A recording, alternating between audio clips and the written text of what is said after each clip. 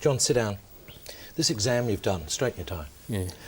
I think we've got a bit of work to do here. These end-of-year exams are really important, John. I know. How did I go? What in? I bet I aced economics. I always ace I want to talk about economics. You didn't sit any other subject, though, did you? No, I had a virus. But you didn't sit geography. You didn't sit for your environment exam. I couldn't find them. What, you got lost? No, they did.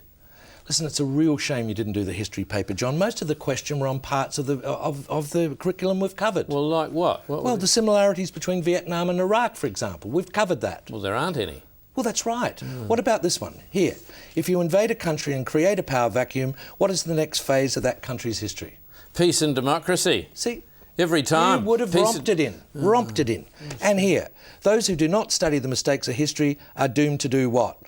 Get voted back in only if there's no opposition. It's a shame you didn't get there, John.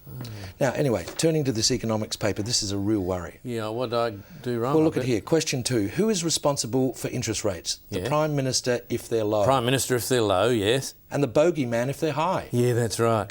John, who is the bogeyman? Bogeyman's kind of an interest rate spook. Interest rate spook? Yeah.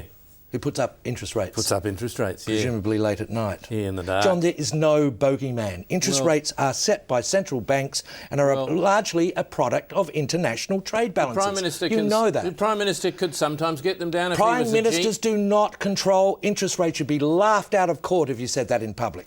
Question 7. If oil prices doubled, what should the government do with the fuel excise? Yeah, what did I put? You've written develop a car that runs on onions. Yeah, I was guessing. You didn't think of lower petrol excise by any chance? Bugger. Question 9 here. Why can't Australian families afford housing when debt is at record highs? You've written there's not enough land. Yeah, there's not enough land in Australia. Everybody John, knows. don't be stupid. Of There's course a shortage there's enough of land. You haven't thought this through Yes, at all. I have. There's a shortage not. of land. I Shut measured up. it. There's not. Question 12. Why would a country invest its entire savings pool in the domestic housing market?